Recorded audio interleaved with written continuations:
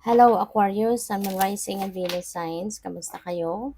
Sana po'y nasa mabuti kayong kalagayan. Welcome back po sa Star Tarot. At kung bago kayo rito, welcome din po kayo. Please subscribe, like, share my videos, and leave me a comment kung naka-resonate po kayo. Thank you. So, first card ni Aquarius, we have you are stronger than you know. Alright?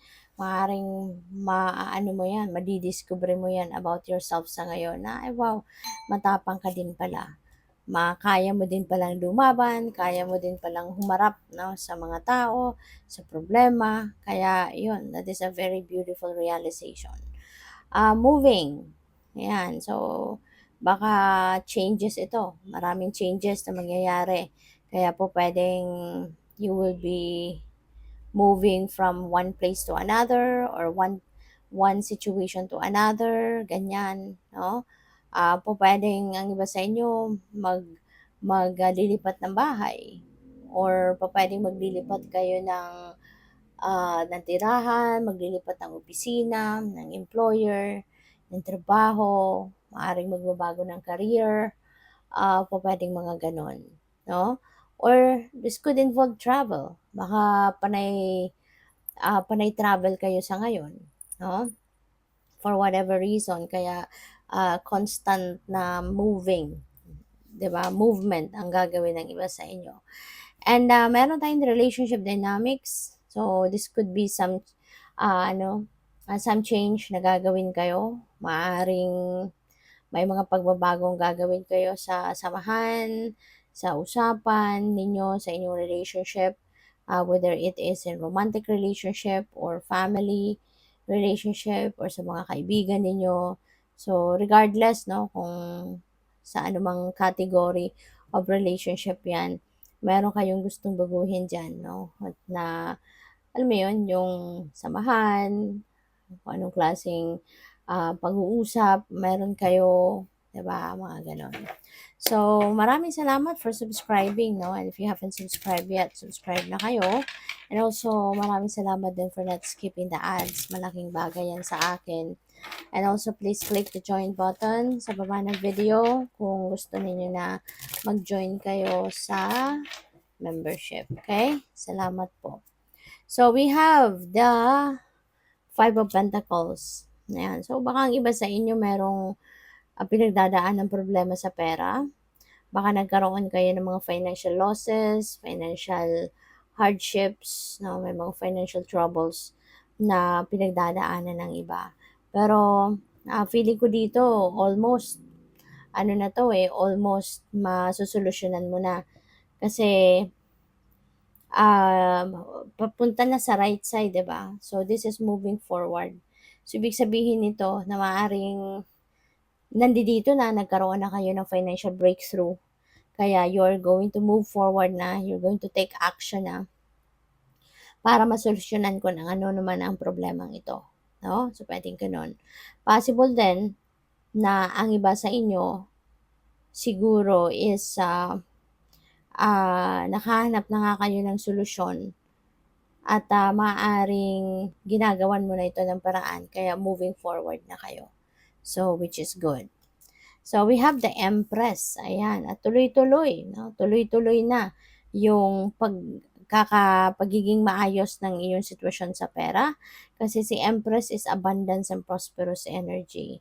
So, kung dati nahirapan ka, nag-struggle ka pagdating sa pera, ngayon, nakakahanap ka ng breakthrough, no? And you are going to experience that prosperity in abundance. So, this is good kasi pupuwedeng merong tulong na dumating sa'yo, pupuwedeng merong, um, financial blessings 'no, or opportunity na dumating or dadating na yun ang makaka-solve ng inyong problema pagdating sa kaperahang aspeto ninyo, 'no. So, this is really beautiful. Ito na yung simula 'no ng pagiging mas maayos ninyo, na sitwasyon pagdating sa kaperahan. Um And also si Empress, ano, since Empress is a mother archetype, pupuwedeng ang iba sa inyo baka buntis ngayon, 'no, baka buntis. Kung hindi man kayo yon baka yung person ninyo ang buntis or magbubuntis. or someone close to your heart. Baka may anak ka na buntis ngayon or magbubuntis or pamangkin, kaibigan, mga ganyan. So, what else? We have Knight of Swords. So, may pagbabago na mangyayari. Isa na dito sa pagbabago, yung relationship dynamics ninyo. Ikalawa, baka ang iba sa inyo, no, na merong move, merong relocation na pwedeng gagawin. So, yun, that is also a change. Isa pang pagbabago, eto kung may buntis dito, siyempre, 'di ba, mababago din ang iyong buhay, mababago din ang inyong sitwasyon.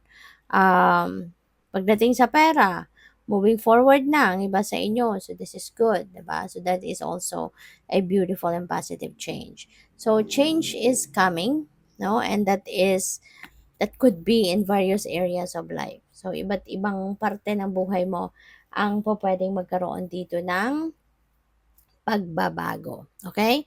At, mangyayari ito ng mabilisan ano, hindi ito yung mabagal, hindi ito yung ang tagal mangyaring pagbabago 'no. This could be a change na parang ang bilis ninyong makikitang mas mabilis ninyong makita yung resulta ng pagbabagong ito.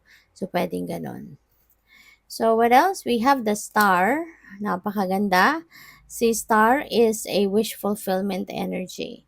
So, pwede, no, na yung prosperity and abundance na yan is one of your dreams. Maaring isa yan sa mga pinapangarap mo na maging yayamanin, maging magkaroon ka ng maluwag na sitwasyon pagdating sa pera, mga ganyan. Or, pwede rin, ano, na yung ano yan, yung relocation na yan, no? Could be something also na maaaring mina-manifest din ninyo, 'di ba? So, kasi ano 'to eh, wish fulfillment energy.